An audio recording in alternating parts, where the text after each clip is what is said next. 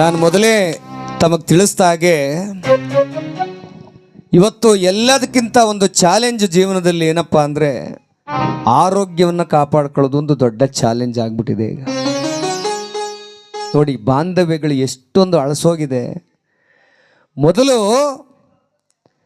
ಹಳೆ ಕಾಲದಲ್ಲಿ ನಮ್ಮ ಹಿರಿಯರು ಕೂತಿದ್ದಾರಲ್ಲ, ಅಪ್ಪಾಜಿ ಅಂತವರು, ಅವರ 70ರ ದಶಕಗಳಲ್ಲಿ ಸಂಬಂಧಗಳು ಎಷ್ಟು ಚೆನ್ನಾಗಿತ್ತು. ಸ್ವಲ್ಪ ಈ ಕಡೆ ಗಮನ ಇಟ್ಟು ಕೇಳಿಸ್ಕೊಳ್ಬೇಕು. ಸಂಬಂಧಗಳು ಎಷ್ಟು ಚೆನ್ನಾಗಿತ್ತು ಅವತ್ತಿನ ಕಾಲದಲ್ಲಿ. ಸಂಬಂಧಗಳು ಬಹಳ ಸುಖವಾಗಿದ್ದು ಆ ಕಾಲದಲ್ಲಿ. ಅಪ್ಪ ಅಮ್ಮ, ಅಕ್ಕ ತಂಗಿ, ಅಣ್ಣ ತಮ್ಮ ಒಗ್ಗಟ್ಟಾಗಿ ಬದುಕ್ತಾ ಇದ್ರು. ಜಗಳಗಳಾಗಬೇಕು ಅಂದ್ರೆ ತುಂಬ ಅಪರೂಪ. ಅಪ್ಪ ಏನು ಹೇಳ್ತಾನೋ ಅದರಂತೆ ಮಕ್ಕಳು ನಡೀತಾ ಇದ್ರು ಅಲ್ವಣ್ಣ. ತಂದೆ ತಾಯಿ ಏನು ಹೇಳ್ತಾರೋ ಅದರಂತೆ 10 ಮಕ್ಕಳಿದ್ರು 10 ಮಕ್ಕಳು ಹೋಗಿ ನಡೀತಾ ಇದ್ರು. ಇವತ್ತು ಹಂಗಿಲ್ಲ. ಅಪ್ಪ ಲೋ, ನಾನು ನಿನ್ನ ಕಷ್ಟ ಬಿದ್ದೀವ್ನು ಕಣೋ, ನಾನು ಎತ್ತಿರೋನು ಅಂತ ತಾಯಿ ಅಂದರೆ ನಿನಗೇನು ಅಪ್ಲಿಕೇಶನ್ ಹಾಕಿದ್ರು ನಾನು ಇರುವಂತ ಮರ್ಯಾದೆಯಿಂದ ಆಸ್ತಿ ಭಾಗ ಕೊಟ್ಬಿಟ್ರೆ ಸರಿ, ಇಲ್ಲಾಂದರೆ ಕತ್ತರಿಸಾಕ್ಬಿಡ್ತೀನಿ ಅಂತಾರೆ ಮಕ್ಕಳಿಗೆ. ಒಂದು ಸಣ್ಣ ಉದಾಹರಣೆಯನ್ನು ಹೇಳ್ತೇನೆ, ನಿಮ್ಮ ಕಣ್ಣಂಚಲ್ಲಿ ನೀರು ಬರ್ಬೋದು. ಇವತ್ತು ಯೂಟ್ಯೂಬ್ ಯಾರು ನೋಡಿದ್ರೆ ಗೊತ್ತಾಗುತ್ತೆ. ಅದು ಡಾಕ್ಟರ್, ಅವರು ದೊಡ್ಡ ಡಾಕ್ಟ್ರು. 2 ಮಕ್ಕಳಿದ್ರು. 2 ಮಕ್ಕಳಲ್ಲಿ ಒಬ್ಬ ಮಗ ಆಕ್ಸಿಡೆಂಟ್ ಆಗಿ ತೀರೋಗ್ಬಿಡ್ತಾನೆ. ಒಬ್ಬ ಮಗ. ಇನ್ನೊಬ್ಬನೇ ಮಗ ಇರೋನು. ಆ ಅಪ್ಪನಿಗೆ ಏನಾಯಿತು, 60, 65, 70 ವರ್ಷದ ವಯಸ್ಸು. ಡಾಕ್ಟ್ರು. ಸುಮಾರು ಒಂದು 15ರಿಂದ 20 ಕೋಟಿ ಆಸ್ತಿ ಇದೆ ಈಗ, ಆಲ್ರೆಡಿ ಇದೆ ಈಗ. ಆ ಮಗ ಏನು ಮಾಡ್ದ, ಅಪ್ಪನಿಗೆ ಉಸಿರಾಟದ ತೊಂದರೆ ಬಂತು. ಅವನಿಗೆ, ಯಾರಿಗೆ, ಹಿರಿಯ ಜೀವ, ಉಸಿರಾಟದ ತೊಂದರೆ ಬಂತು. ಅವ್ರು ಹೇಳಿದ್ರು, ನಾನೇ ಡಾಕ್ಟ್ರು, ನನಗೆ ಇಂಥ ಡಾಕ್ಟ್ರ್ ಹತ್ರ ಕರ್ಕೊಂಡೋಗಿ ತೋರ್ಸಪ್ಪ, ನಾನು ಹೇಳ್ತೀನಿ ಅವ್ರಿಗೆ ಯಾವ ಇಂಜೆಕ್ಷನ್ ಕೊಡಬೇಕು ಅಂತ, ಅಥವಾ ಶ್ವಾಸಕೋಶ ತಜ್ಞರು ಯಾರಿದ್ದಾರೆ ಹೇಳ್ತೀನಪ್ಪ ಅಂದಾಗ ಮಗ ಹೇಳ್ದ, ಮೊದಲು ಅಗ್ರಿಮೆಂಟ್ ಪೇಪರ್ ತರ್ತೀನಿ.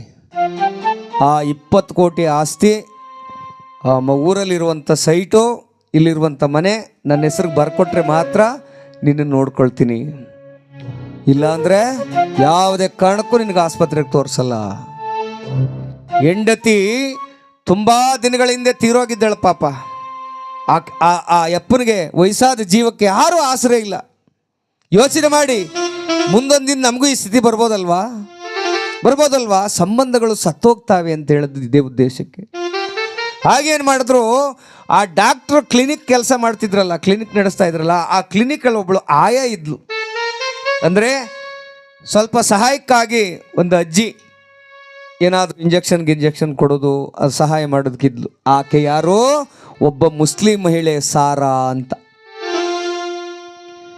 ಯಾವಾಗ ಮಗ ಬಂದು ಅಪ್ಪನಿಗೆ ಏಟ ಹೊಡೆದು, ನಿನ್ನನ್ನು ನೋಡ್ಕೊಳ್ತೀನಿ, ಹೆಂಗೆ ಆಸ್ತಿ ಬರ್ಕೊಟ್ರೆ ನಿನ್ನನ್ನು ವೃದ್ಧಾಶ್ರಮ ಕರ್ಕೋಗ್ಬಿಡ್ತೀನಿ, ವಾರಕ್ಕೂ 15 ದಿನಕ್ಕೂ ಬಂದು ನೋಡ್ಕೊಂಬತ್ತೀನಿ, ನಮ್ಮ ಮನೇಲಿ ಮಾತ್ರ ನಿನ್ನನ್ನು ಇಟ್ಕೊಳ್ಳಲ್ಲ ಅಂತೇಳಿ ಜಗಳ ದೊಡ್ಡ ಜಗಳ ಆಯಿತು. ಪೊಲೀಸ್ ಕಂಪ್ಲೇಂಟ್ ಆಯಿತು. ಆಗ ಆ ವೃದ್ಧ ಏನು ಮಾಡ್ದ, ನಾನು ಸತ್ತೋಗ್ಬಿಡ್ತೀನಿ ಸ್ವಾಮಿ, ನನಗೆ ಒಂದು ಇಂಜೆಕ್ಷನ್ ಕೊಟ್ಬಿಡಿ, ನಾನು ಸತ್ತೋಗ್ಬಿಡ್ತೀನಿ ಅಂತ ಅಂಗಲಾಚದ.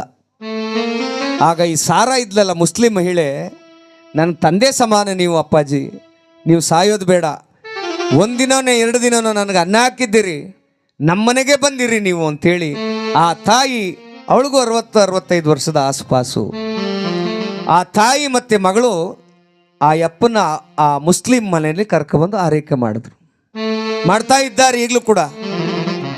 ಆಗ ನಾನೇನು ಮಾಡಬಲ್ಲೆ, ಇವ್ರಿಗೆ ಸುಮಾರು ಇಷ್ಟು ವರ್ಷದಿಂದ ನನ್ನ ನೋಡ್ಕೊಳ್ತಾ ಇದ್ದಾರೆ, ನನ್ನ ಉಚ್ಚೆಲ್ಲನ್ನು ಬಾಚುತ್ತಾ ಇದ್ದಾರೆ, ನನಗೆ ನಡೆಯೋ ಶಕ್ತಿ ಇಲ್ಲ ಅಂಥೇಳಿ ಆ ಡಾಕ್ಟ್ರ್ ಏನು ಮಾಡಿದ್ರು, ಆ ಸಿಟಿ ಒಳಗಿರ್ತಕ್ಕಂಥ ಒಂದು ಸೈಟನ್ನು ನನ್ನ ಕಾಣಿಕೆ ಅಂತ ಇಟ್ಕೊಳ್ಳವ ನೀನು ಅಂಥೇಳಿ ಅವ್ರ ಹೆಸರಿಗೆ ಬರೋದು.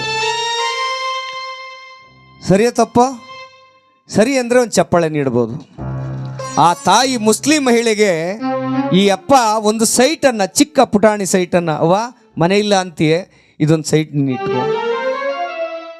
ಆಯಿತು, ಮಗ ಬಂದು ಜಗಳ ಮಾಡೋಕ್ಕೆ ಶುರು ಮಾಡ್ದ, ಅವ್ರಿಗೆಲ್ಲ ಹೊಡಿಯೋಕ್ಕೆ ಬಂದ, ಎಲ್ಲ ಆಯಿತು.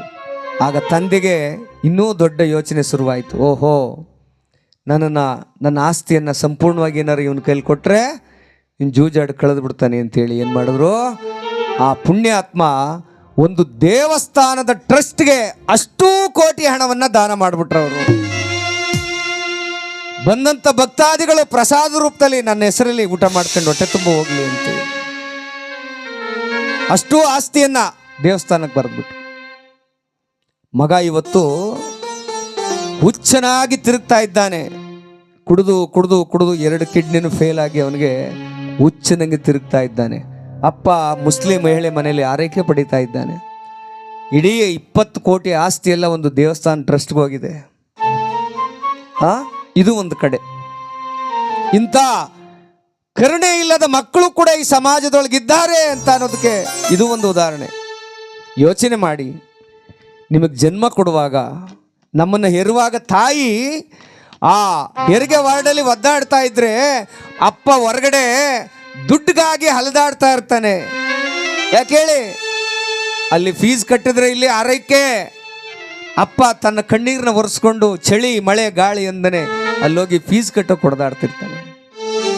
ಅಂತ ತಾಯಿ ತಂದೆಗೆ ನಾವು ದ್ರೋಹ ಮಾಡೋದು ಯಾವ ನ್ಯಾಯ ಸ್ವಾಮಿ? ಮಾಡ್ಬೋದಾ? ಮಾಡಬಾರ್ದು. ಇದೇ ನಿಜವಾದ ಹರಿಕತೆ. ನಮ್ಮ ಜೀವನ ಸರಿ ಮಾಡಿಕೊಂಡ್ರೆ, ನಮ್ಮ ಸಂಬಂಧಗಳು ಸರಿ ಹೋದ್ರೆ, ತಾಯಿ ತಂದೆನೇ ದೇವರು ಅಂತ ಅಂದ್ಕೊಂಡ್ರೆ ಈ ಜಗತ್ತಿನಲ್ಲಿ ನಮ್ಮಷ್ಟು ಸುಖವಾಗಿರುವಂಥವ್ರು ಯಾರೂ ಇಲ್ಲ. ಆದರೆ ನಮ್ಮ ದುಶ್ಚಟಕ್ಕೆ ದಾಸರಾಗಿ ಕುಡಿದು ಅಪ್ಪ ಅಮ್ಮನ ನೋಡ್ಕೊಳ್ದೇನೆ, ಹೆಂಡತಿ ಮಕ್ಕಳು ನೋಡ್ಕೊಳ್ದೇನೆ ಕುಡಿತದಿಂದ ದಾಸರಾಗಿ ಹೋದರೆ ನಮ್ಮಷ್ಟು ಅಯೋಗ್ಯರು ಪಾಪಿಗಳು ಈ ಜಗತ್ತಲ್ಲಿ ಯಾರು ಇರುವುದಿಲ್ಲ. ಹಾಗಾಗಿ ನಾವೆಲ್ಲ ತಂದೆ ತಾಯಿಯರ ಪಾದ ಸೇವೆಯನ್ನು ಅನುಗಾಲ ಅನವರತ ಮಾಡೋಣ, ಅವರ ಆಶೀರ್ವಾದವನ್ನು ಬೇಡೋಣ. ನಮ್ಮ ಸಮಾಜ ಸುಸಂಸ್ಕೃತ ಸಮಾಜವಾಗಲಿ. ಹಿರಿಯರು ಬಂದಾಗ ಕಿರಿಯರು ಎದ್ದು ನಿಂತು ಅವ್ರಿಗೆ ಜಾಗ ಕೊಡೋಣ. ಇವತ್ತು ಸಂಬಂಧಗಳು ಹೆಂಗುಂಟೋಗಿವೆ ಅಂದರೆ, ಬಸ್ಸಲ್ಲಿ ಹೋಗುವಾಗ ನೋಡಿ, ವಯಸ್ಸಾದ ಮುದುಕರು ನಿಂತಿರ್ತಾರೆ, ಹುಡುಗರು ಹುಡುಗಿಯರು ಬಂದು ಸೀಟ್ ಮೇಲೆ ಅವ್ರ ಮೊಬೈಲಲ್ಲಿ ಗೇಮ್ ಆಡ್ಕೊಂಡು ಕೂತಿರ್ತಾರೆ. ಆ ವಯಸ್ಸಾದ ಅಜ್ಜ ಪಾಪ ಒಂದು ಸೀಟ್ ಕೇಳಿದ್ರು ಕೊಡೋದಿಲ್ಲ. ಕರುಣೆ ಸತ್ತೋಗ್ಬಿಟ್ಟಿದೆ ಇವತ್ತು. ರೈಲಲ್ಲಿ ಯಾರಾದರೂ ಅಂಗವಿಕಲರು ಯಾರಾದರೂ ಬಂದರೆ ಎದ್ದು ಪಪ್ಪ ಕುತ್ಕೊ ಅಂತ ಹೇಳುವಂಥದ್ದಿಲ್ಲ. ಗರ್ಭಿಣಿ ಹೆಂಗಸರು ಬಂದರೆ ಬವ್ವ ಕುತ್ಕೊ ಅಂತ ಹೇಳುವಂಥ ಕರುಣೆ ಸತ್ತೋಗ್ಬಿಟ್ಟಿದೆ. ಹಾಗಾಗಬಾರ್ದಪ್ಪ. ಹಿರಿಯರಿಗೆ ಗೌರವ ಕೊಡೋಣ, ಕಿರಿಯರನ್ನು ಪ್ರೀತಿಸೋಣ. ಇದೇ ನಮ್ಮ ಆಶಯ ಅಂತ ಹೇಳ್ತಾ ಕಾರ್ಯಕ್ರಮವನ್ನು ಮುಂದುವರಿಸೋಣ.